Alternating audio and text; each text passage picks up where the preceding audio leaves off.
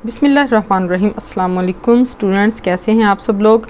Student, आज हम शुरू करेंगे एक्सरसाइज नंबर 6.4 में क्वेश्चन नंबर 1 है, find the value of the following trigonometric ratios without using calculator.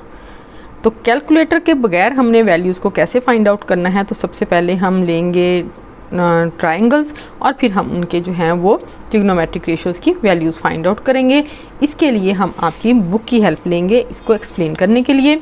इसमें देखें कि आपकी बुक पे है जी वैल्यू ऑफ ट्रिग्नोमेट्रिक रेशियोज़। इसमें ट्रिग्नोमेट्रिक रेशियोज़ ऑफ 45 यानी कि π/4 रेडियन, ठीक है। 45 डिग्री जो है वो किसके इक्वल है, π/4 रेडियन यानी कि 180/4 45, ठीक है।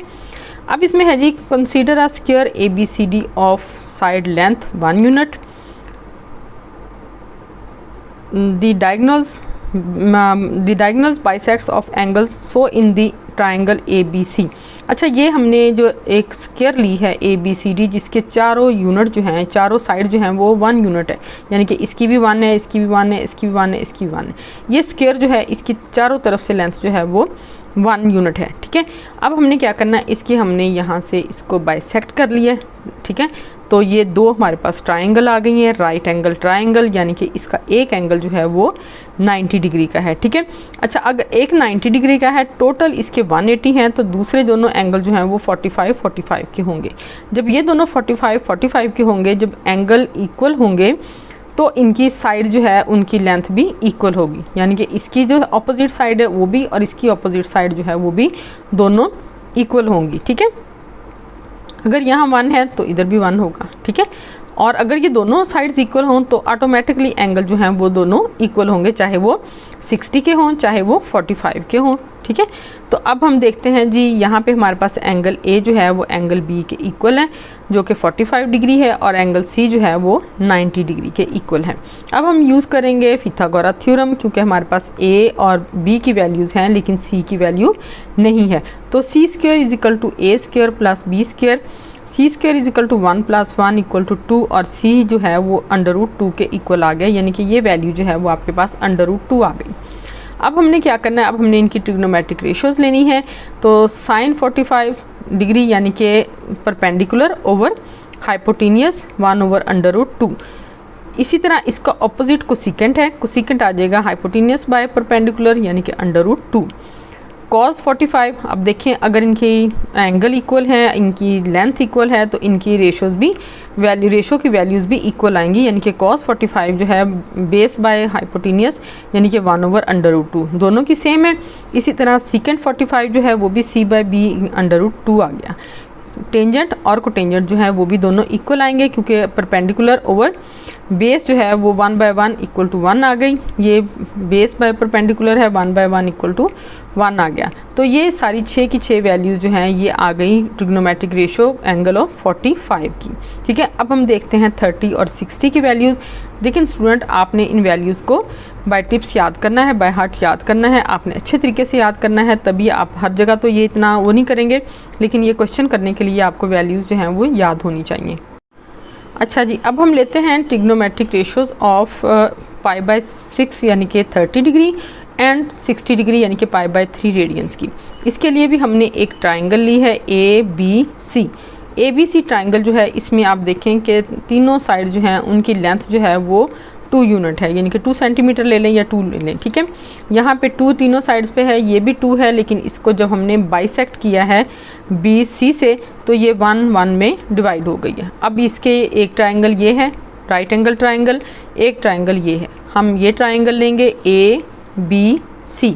इस ट्रायंगल में देखें ABC में ये तो हो गया 90 डिग्री का एंगल आपके पास, ये 60 का हो गया, तो ये 90 - 60 यानी कि 30 का एंगल हो गया, ठीक है। अब इसमें देखें कि ये 30 का एंगल है, यानी कि एंगल CAB जो है वो 60 का है, ACB 90 का है, और ABC जो है वो 30 डिग्री का है। अब हमने 60 और 30 की जो है वो वैल्यू फाइंड आउट कर लेनी है। हमारे पास इस साइड की लेंथ है, इस साइड की लेंथ है, हमने ये साइड जो है इसको फाइंड आउट करना है। इसके लिए हम पिथागोरस थ्योरम लेंगे।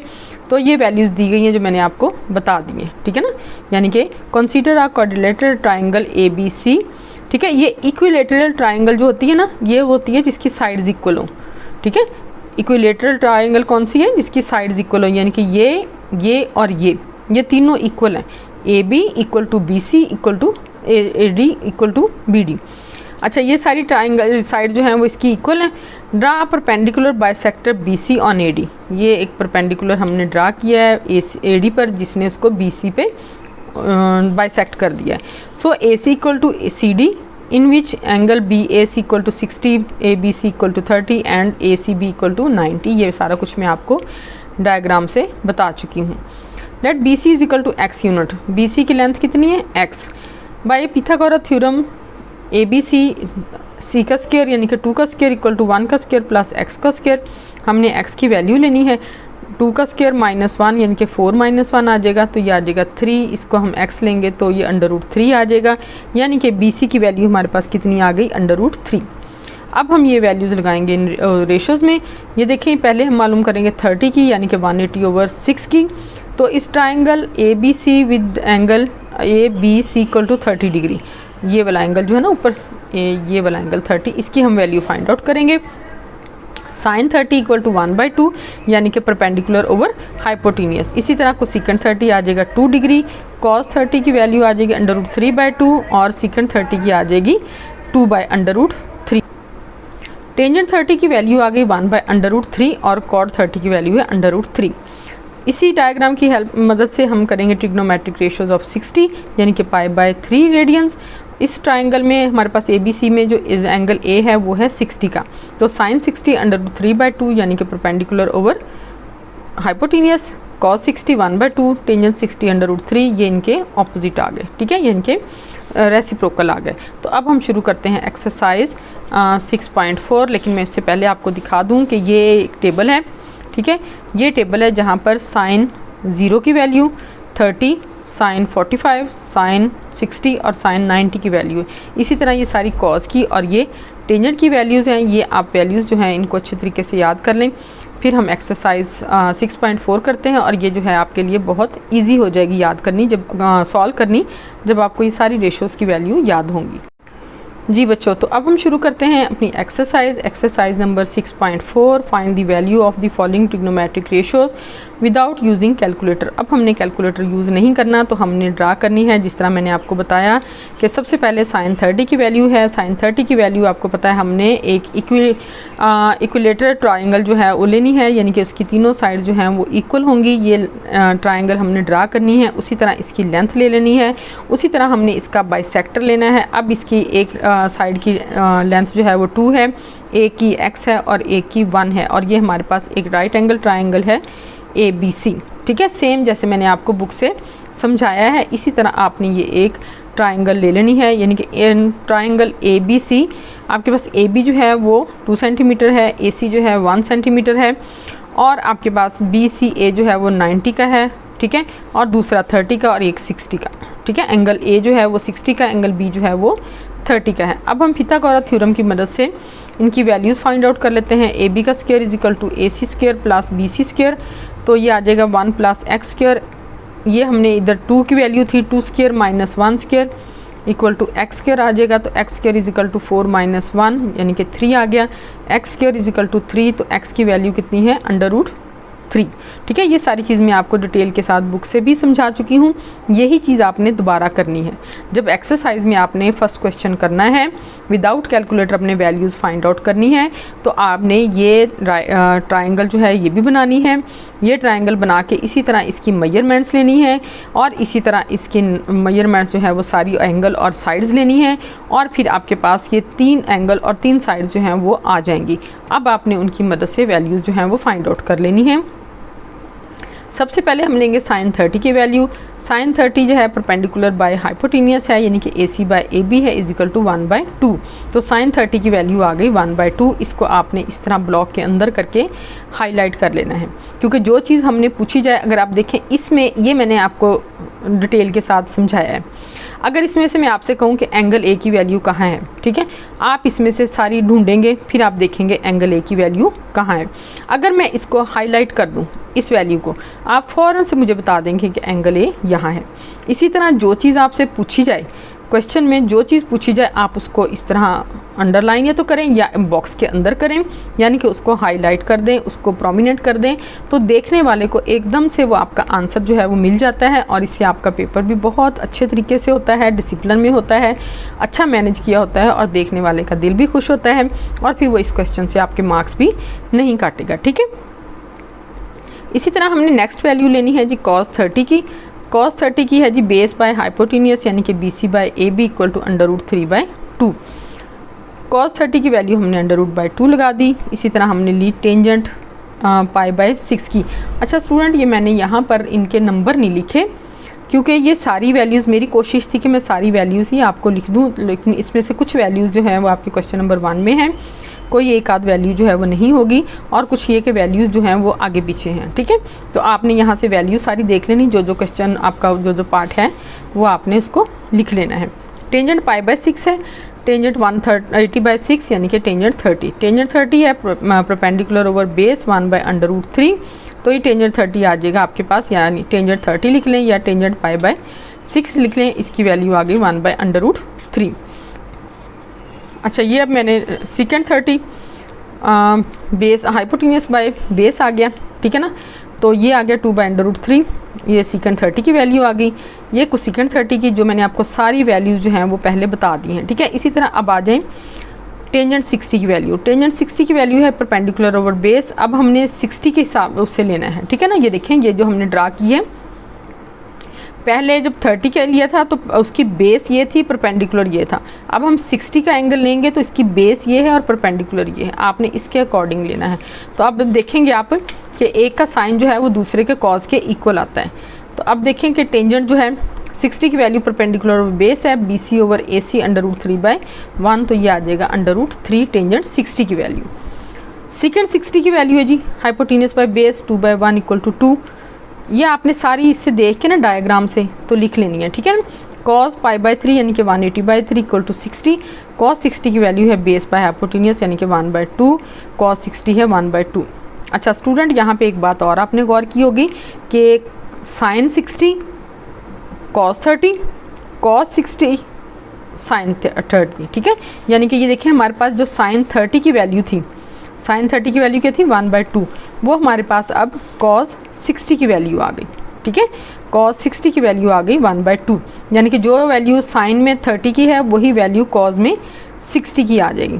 तो cot 60 की वैल्यू बेस पर परपेंडिकुलर, ये AC बाय BC 1/√3, ये आ गई 1/√3, और ये sin 60 की वैल्यू जो है वो आ गई आपके पास √3/2, यानी कि sin 60 √3/2 है। इसी तरह आप देखें कि ये अब cos उसकी है जो 30 की वैल्यू वो उसके अकॉर्डिंग आ जाएगी। ठीक है, तो ये सारी वैल्यूज़ जो हैं वो ये आपके पास आ गई। अब आपने इन वैल्यूज़ को अच्छे तरीके से याद कर लेना है। ठीक है, अच्छा एक्सरसाइज में ये आपका क्वेश्चन था cot 45 और sin 45 और cos 45। ठीक है, सिर्फ दो वैल्यूज़ आपकी पूछी गई हैं, लेकिन मैंने आपको ये सारी वैल्यूज़ जो हैं वो इस पर बता दी हैं, दोबारा से समझा दी हैं ताकि आपको अच्छे तरीके से याद हो जाए। इसमें हमने लेनी है जी एक राइट एंगल ट्राइंगल। ये देखिए मैंने सिंपल वहाँ पे आपको बुक पे जो समझाया था उसमें हमने एक स्क्वायर लिया था, लेकिन यहाँ सिंपल मैंने एक राइट एंगल ट्राइंगल ली है जिसकी परपेंडिकुलर और बेस की लेंथ जो है वो 1 है। सी की हमने मालूम करनी है, तो पिथागोरस थ्योरम के अकॉर्डिंग हम इसको AB equal to AC plus BC values इनकी पुट करेंगे तो हमारे पास AB की वैल्यू आ जाएगी √2। ठीक है, एंगल्स हमारे पास हैं जी, C एंगल है 90 का, A एंगल है 45 का और B भी 45 का है। ठीक है, तो आपने अब देखें sin 45 जो है वो लेना है परपेंडिकुलर और बेस 1/√2। इसी तरह इसका ये sin 45 1/√2 आ गया। इसका ऑपोजिट रेसिप्रोकल जो है वो कोसेकेंट 45 का √2 आ गया, ये मालूम किया मैंने। ठीक है, इसी तरह आप देखें cos π/4 यानी कि cos 180/4 cos 45, इसकी हमने वैल्यू ली, ये भी 1/√2 आ गई, इसको भी आपने 1/√2 लिख लिया। इसका रेसिप्रोकल ये ऑपोजिट जो है वो भी √2 आ गया। ठीक है, अब हम लेंगे टेंजेंट 45 की परपेंडिकुलर और बेस है BC ओवर AC यानी कि 1/1 इक्वल टू 1 आ गई। इसी तरह कॉट की भी 1 आ गई। तो ये मैंने 45 की 6 जो वैल्यूज़ हैं वो मैंने लिख दी हैं। आप इसमें से जो आपको क्वेश्चन में रिक्वायर हो वो आप कर लें। और वैसे आपका जो क्वेश्चन है क्वेश्चन नंबर 1 उसमें सिर्फ 2 पार्ट्स हैं, sin 45 और cos 45। ठीक हो गया जी। फिर है एक साइन 90 की वैल्यू और एक कॉस 90 की वैल्यू। साइन 90 की 1 है, कॉस 90 की 0 है। इनको भी आप अच्छे तरीके से याद कर लें जी स्टूडेंट। क्वेश्चन नंबर 2 है एवोल्यूशन का, यानी कि एवोल्यूट टू साइन 60 कॉस 60। अब देखें यहाँ पे साइन 60 कॉस 60 हमने इनकी यानी कि लगानी है यहाँ पे वैल्यूज़। आप यूँ करें कि टेबल की हेल्प से या आपने जो याद की है वहाँ पे ये साइड पे लिख लें, ठीक है। साइन 60 की वैल्यू है √3/2, कॉस 60 की वैल्यू है 1/2। अब यहाँ वैल्यूज़ लिखनी है, अब वो वैल्यूज़ यहाँ पे आपने पुट कर देनी है। साइन 60 की √3/2, कॉस 60 की 1/2, ठीक है। 2 इससे कैंसिल कर दें, ठीक है। ये 2 से 2 कैंसिल हो गया, √3/2 जो है वो आपका आंसर आ गया। नेक्स्ट पार्ट है जी 2 cos π/6 sin π/6। अब ये π/6 यानी कि आपके पास जो है π/6 = 180/6 = 30 डिग्री, ठीक है। तो साइन 30 डिग्री 1/2 है, cos 30 की वैल्यू है √3/2। यहाँ पे आपने लिख देना है cos 30 की जगह √3/2, साइन 30 की जगह 1/2। इसी तरह ये 2 से 2 कैंसिल हो जाएगा, आपके पास आ जाएगी वैल्यू √3/2, ठीक है। ये देखें, अगर आपको वैल्यूज़ याद हो तो फिर कितने अच्छे तरीके से ये क्वेश्चन जो है वो ईजी हैं और सॉल्व हो जाते हैं। क्वेश्चन पार्ट नंबर 3 है हमारा 2 sin 45 डिग्री + 2 cos 45 डिग्री। अब आपको पता है साइन और कॉस दोनों की वैल्यू जो है वो 45 में सेम है, ठीक है। साइन 45 की डिग्री की वैल्यू है 1/√2, cos 45 डिग्री की वैल्यू है 1/√2। तो ये इन दोनों की वैल्यूज़ लगा दी आपने, 2/√2 आ गया प्लस 2/√2 आ गया। एलसीएम दोनों का सेम है, 2 + 2 4/√2 आ गया, ठीक है। अब आपने 4/√2 को √2 से मल्टीप्लाई और डिवाइड करना है। ये इसके साथ मल्टीप्लाई हो जाएगा, ये डिवाइड जब हम इनको मल्टीप्लाई करेंगे तो ये स्क्वायर आ जाएगा, स्क्वायर इसके साथ कैंसिल होकर 2 आ जाएगा, ठीक है। ये आ गया 4√2/2। अब आपने 2 को 4 से कैंसिल कर देना है, तो हमारा आंसर आ गया 2√2। नेक्स्ट क्वेश्चन है जी साइन 60 cos 30 + cos 60 sin 30। अब जैसे मैंने आपको बताया था कि साइन 60 की वैल्यू है जो वो cos 30 की है, जो cos 60 की है वो साइन 30 की वैल्यू है। तो हम देखते हैं साइन 60 की वैल्यू √3/2, cos 60 की है 1/2, साइन 30 की 1/2 और cos 30 की √3/2।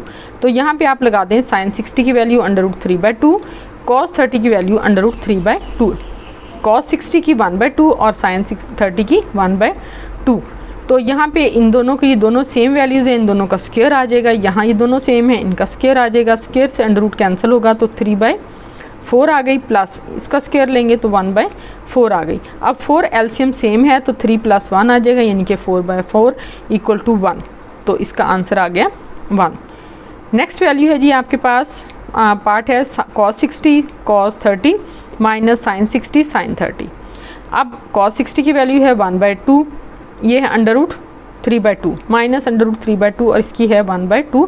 ये वैल्यूज़ आप इधर से ही नोट कर लें या इनको भी इधर लिख लें, ठीक है। जो जो वैल्यू आपको चाहिए हो आप इस तरह इनको यहाँ पे साइड पे लिख के रेफरेंस दे के कि इसकी ये वैल्यू है, फिर आप यहाँ पे लिख दें।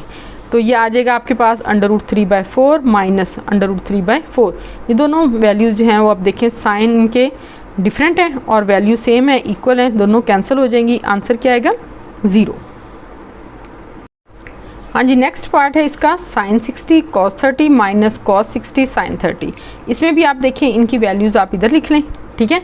इनकी वैल्यूज़ हमने लिख ली हैं, तो साइन 60 की है √3/2 और cos 60 की है 1/2। इसी तरह साइन 30 की 1/2 और cos 30 की √3/2 आ गई। हमने इनकी वैल्यूज़ जो हैं वो यहाँ पुट कर ली हैं, ठीक है। ये आ गया, दोनों सेम वैल्यूज़ हैं, इनका स्क्वायर आ गया, ये दोनों सेम वैल्यूज़ हैं, इनका स्क्वायर आ गया। इसी तरह का क्वेश्चन हम पीछे कर चुके हैं जिसमें यहाँ पे प्लस था, अब यहाँ पे माइनस है, तो ये आ जाएगा कैंसिल होके 3/4 माइनस 1/4।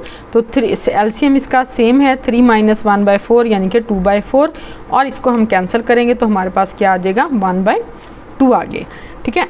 नेक्स्ट क्वेश्चन है आपका cos 60 cos 30 + sin 60 sin 30।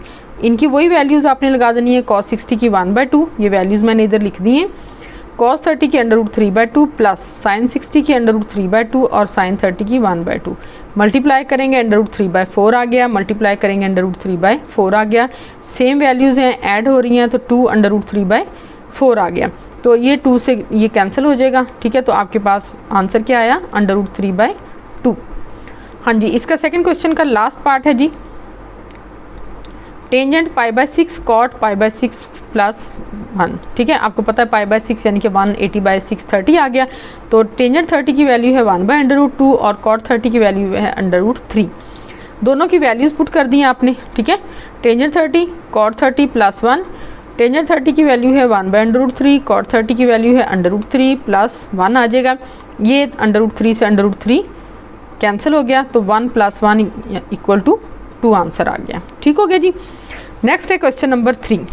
Question number 3 है, if sine π/4 and cos π/4 = 1/√2 each, यानी कि π/4 यानी कि 180/4 45 डिग्री।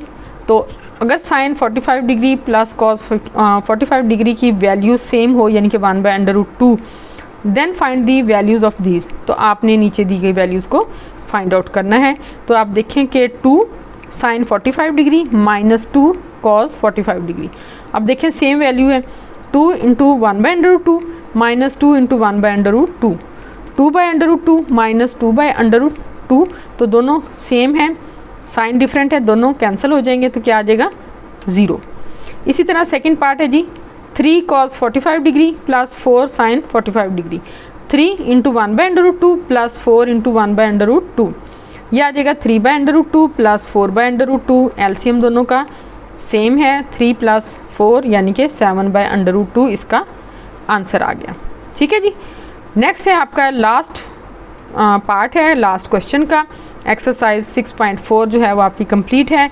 अब आपने वैल्यूज़ जो है इनको अच्छी तरीके से याद करना है ताकि आपको क्वेश्चन करने में आसानी हो, और वैल्यूज़ जो हैं वो बगैर कैलकुलेटर के भी आप अच्छे तरीके से क्वेश्चन जो है उनको कर सकें। ठीक है, टोटली कैलकुलेटर पर डिपेंड ना करें, बल्कि ये वैल्यूज़ जो हैं ये खुद से टेबल से याद करें। तो लास्ट क्वेश्चन है आपका 5 cos 45 degree minus 3 sin 45 degree, इसकी वैल्यू 1/√2, 5 × 1/√2 माइनस 3 × 1/2, 5/√2 माइनस 3/√2 = अब ये एलसीएम सेम है, 5 - 3 यानी कि 2/√2 आ गया। इसको हमने एक दफ़ा √2 से मल्टीप्लाई किया, एक दफ़ा डिवाइड किया, ऊपर आ जाएगा ये 2/√2, नीचे ये स्क्वायर आ जाएगा, इसका स्क्वायर इनके साथ कैंसिल हो जाएगा √ के साथ, तो बाकी आ जाएगा आपके पास 2 से 2 कैंसिल कर दिया, हमारे पास आ गया आंसर √2। तो एक्सरसाइज जो है 6.4 आपकी कंप्लीट है। स्टूडेंट आपने इसकी प्रैक्टिस बहुत अच्छे से करनी है। प्रैक्टिस क्या करनी है, आपने वैल्यूज़ याद करनी है। ठीक है, आपने पहले ये सीखना है बार बार प्रैक्टिस करके कि इन वैल्यूज़ को ड्राइव कैसे करना है, और जब आप इनको ड्राइव कर लें तो फिर आपने इनको अच्छी तरीके से याद करना है। लेकिन उससे पहले मेरी वीडियो को लाइक करना है, और नए देखने वाले बच्चों ने मेरे चैनल को सब्सक्राइब करना है।